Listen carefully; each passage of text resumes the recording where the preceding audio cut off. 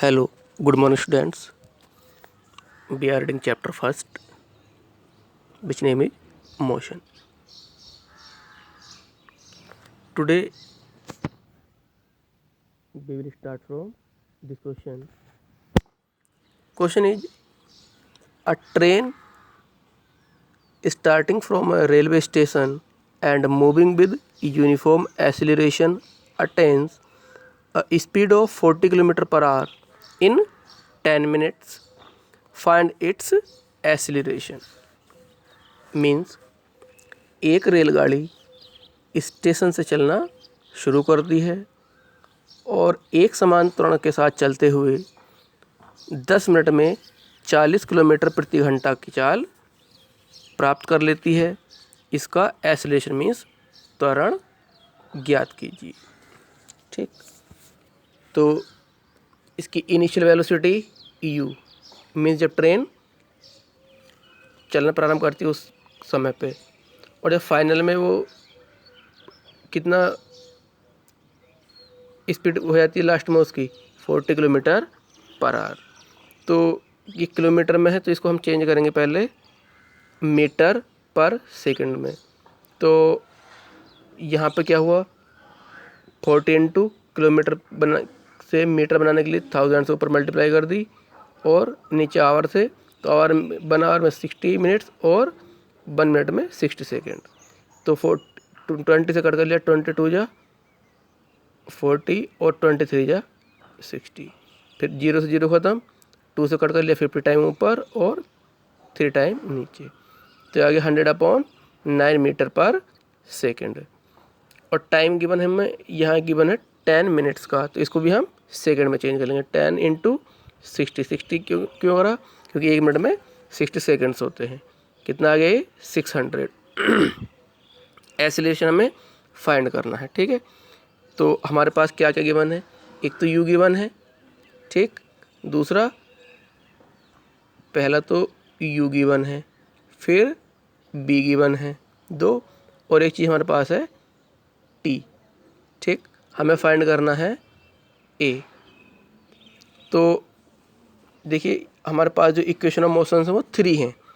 First क्या है, b equals to u plus AT।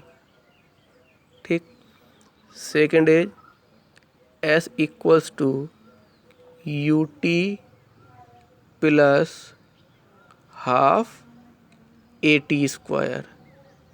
ठीक है, third b square equals to u square plus 2as। ठीक है, 2as। अब देखिए हमने लिखा है यहाँ पे from first equation of the motion, तो हमने फर्स्ट इक्वेशन ही क्यों लगाई, इक्वेशन तो हमारे पास 3 है, ये है ना, 1 2 3, तो इसलिए लगा बेटा। देखिए यहाँ पे जो हमारे पास गिवन है वो b गिवन है, u गिवन है और t गिवन है, तो ये पहले वाली इक्वेशन में ही सारे आ जाते हैं और हमें a फाइंड करना है। ठीक है, तो आप कहेंगे ए तो सेकंड वाली में भी आ रहा है फाइंड करने के लिए, थर्ड वाली में भी आ रहा है, तो बिल्कुल ठीक है आपकी बात, लेकिन हमारे पास सेकंड वाली के लिए एस नहीं है। ठीक, और थर्ड वाली के लिए भी हमारे पास एस इसमें गिवन नहीं है, इसलिए हम दोनों इक्वेशन को इनको हम नहीं लगा रहे इसमें। ठीक है, इसलिए हम लगाएंगे इसमें equation first b equal to u plus AT। तो ये u इधर है, प्लस में इधर जाएगा तो माइनस में हो जाएगा। ठीक, तो a इक्वल कितना आ गया, b minus you upon T.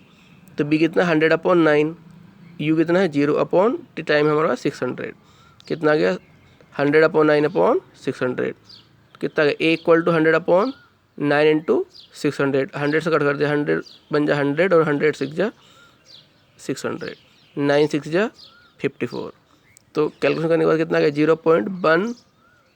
0.0185 metre per second square. तो एक्सेलरेशन आ गया 0.0185 metre per second square. The acceleration of the train is 0.0185 metre per second square. ठीक है, next, what is the nature of the distance time graph for uniform and non uniform motion of an object. किसी object के लिए एक समान और असमान गति के लिए डिस्टेंस टाइम दूरी समय ग्राफ की प्रकृति क्या होगी, मीन्स कैसा होगा ये ग्राफ। ठीक है, तो the slope of the distance time graph for an object in uniform motion is straight line. अगर कोई ऑब्जेक्ट या कोई वस्तु एक समान गति से गतिमान है तो उसके लिए समय दूरी ग्राफ होगा एक स्ट्रेट लाइन। ठीक, अगर the slope of an distance of the distance time graph for an object in non uniform motion, अगर कोई ऑब्जेक्ट है असमान गति से चल रहा है तो उसका जो ग्राफ होगा मोशन इज ए कर्व और नॉट ए स्ट्रेट लाइन। ठीक, क्या होगा, एक वक्र होगा या सीधी रेखा नहीं होगा। वक्र कैसे हो सकता है, वो ये हो सकता है, ये ऐसा हो सकता है, लेकिन सीधी लाइन नहीं होगा उसको। ठीक है, तो स्टूडेंट्स आज के लिए इतने रखते हैं बस। Thank you.